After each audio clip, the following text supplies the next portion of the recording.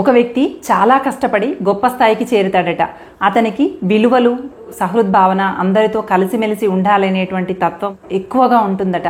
తన ఎదుగుదలకు ఎవరెవరైతే తోడ్పడ్డారో ప్రతి ఒక్కరిని మరచిపోకుండా అందరితో కలిసిమెలిసి ఉండాలనేటువంటి తత్వం కలిగినటువంటి వ్యక్తి అట. కలిసిమెలిసి ఉండటం, ప్రతి ఒక్కరికి అందుబాటులో ఉండటం జరిగేదట. దానివల్ల కొంతకాలం తర్వాత అతన్ని అలుసుగా తీసుకోవటం మొదలెట్టారు.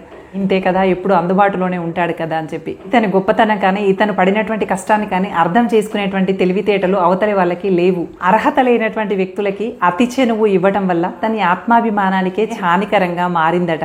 అర్హత లేనటువంటి ప్రతి వ్యక్తికి కూడా అందుబాటులో ఉండాలనుకోవడం, ప్రతి ఒక్కరికి సహాయం చేయాలనుకోవడము చివరికి ఇతని ఆత్మాభిమానాన్నే హానికరంగా మార్చేసింది, ఇతన్ని చులకనగా చూసేలాగా చేసింది. అర్హత లేనటువంటి వ్యక్తులకి అతి చనువు ఇవ్వటం కానీ, అందరికీ అందుబాటులో ఉండాలనుకోవటం కానీ, విలువ లేనటువంటి వ్యక్తులకి మనము ఎంత విలువ ఇచ్చినా సరే మన విలువని వాళ్ళు అర్థం చేసుకోకపోగా మన విలువను కూడా తగ్గించేస్తారు. మనం సరదాగా స్నేహంతో మాట్లాడినటువంటి మాటల్ని చులకన భావంతో చూస్తూ మన విలువని కూడా తగ్గించేస్తారు. అందుకని ఎవరితో ఎంతవరకు ఉండాలో అంతవరకే ఉండండి.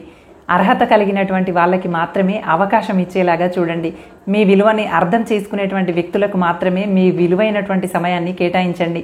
అంతే తప్ప అందరికీ అందుబాటులో ఉండాలి చేసినట్లయితే చివరికి మీ ఆత్మాభిమానం గాయపడుతుంది, మీ విలువ కూడా తగ్గిపోయేటువంటి ఆస్కారం ఉంటుంది.